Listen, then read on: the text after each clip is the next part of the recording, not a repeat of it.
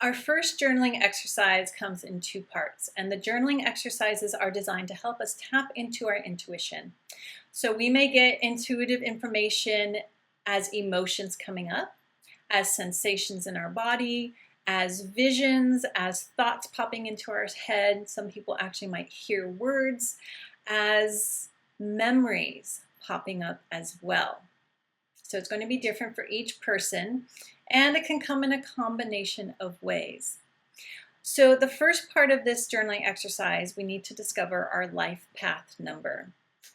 And I wrote in the PDF, in this first part of this journaling exercise, we will calculate our life path number to discover our major arcana card. This card may bring guidance and insight to your purpose in this lifetime. What images and symbols do you first notice in the card? Meditate and contemplate on this card to see what messages come to you and journal about it.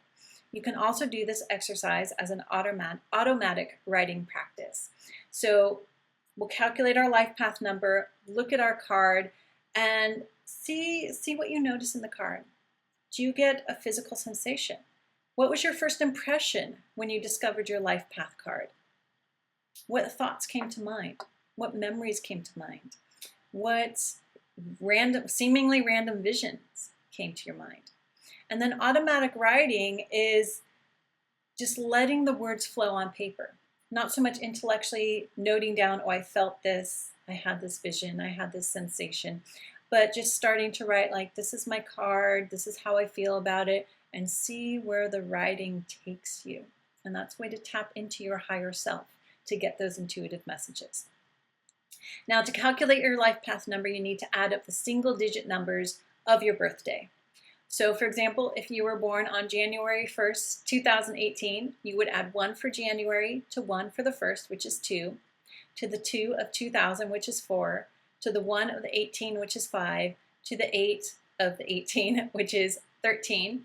And then you want to reduce that down. 1 plus 3 is 4. So your life path number is 4, and so you would pull the number 4 card, which is the Emperor of the Major Arcana, and that would be the card that you do this exercise with. Now, if your life path number, as you add it up, let's say it adds up to 19, which is the Sun card, you still want to reduce that down to the number 1, and you can meditate on both cards. You have both the Sun card and the Magician card. So if you get a number that's up to 21, you can pull whatever major arcana card your number is and then reduce it down to a single digit again and work with that second card. So you may have 2 important paths in life, or those may be just intersecting energies and archetypes that you need to work with for your life's path in this lifetime. Okay. I also wrote, you may notice that no one's life path is the number 0, the Fool card. The Fool represents the unknown possibilities available to all of us. No individual, however, is unknown. So for our souls to have chosen lessons in our life's journey, we cannot be unknown. Okay. Now, my life path number is the number 7. And so I pulled the Chariot card here. And I won't read through, what I journaled about. But just as an example, because I found this fascinating, the first thing that popped out with me with the Chariot card, and I've been working with tarot cards for over 20 years now. First thing I noticed here was the square on the charioteer's chest, which of course I've seen it before, but I've never been drawn to this square. I've never thought of talking about it as a symbol in the card. Don't think I brought it up in the Chariot portion of the Major Arcana lessons.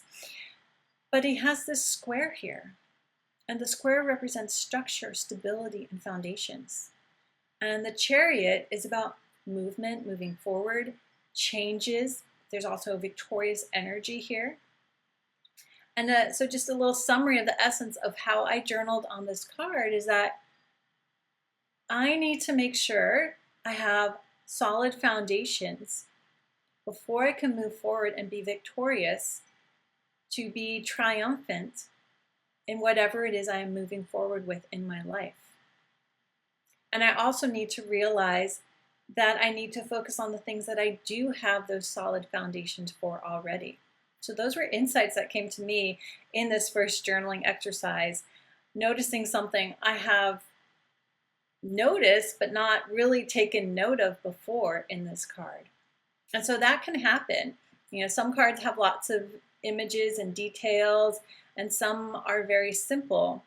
And you may be drawn to something that you just hadn't noticed before, that you just glanced over and it was just part of the picture.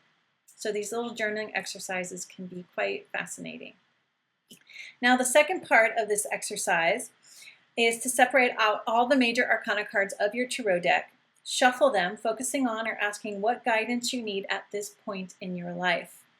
When done shuffling, pick one at random, study the card and its symbolic language. Take notes both on what you have learned about the card and on what you notice as you look at the images. Then tap into the intuitive messages for you, meditate on the card, or practice automatic writing. As you do so, notice the thoughts, the visual impressions that come to mind. Sometimes the messages may come as memories or words or songs popping into your head, or as emotions or sensations in your body. Take note of whatever you sense and pick up during the exercises and journal about them. So you can do this, not just with these two cards, but this can become a continuous practice. You can eventually do it with all the major arcana cards if you so choose as well, to help you tap into their messages. And this can be an ongoing, a lifetime practice, but especially the automatic writing. Just sit down with paper and pen with a card you drew at random, or if you want to do it in a more focused way, go through each of the major arcana cards and start writing out what you sense, what you feel, what you see. And the more you do it, the more you'll be able to tap into those intuitive messages during a reading, whether it's for yourself or you're reading for other people. Okay, next we move on to the minor arcana.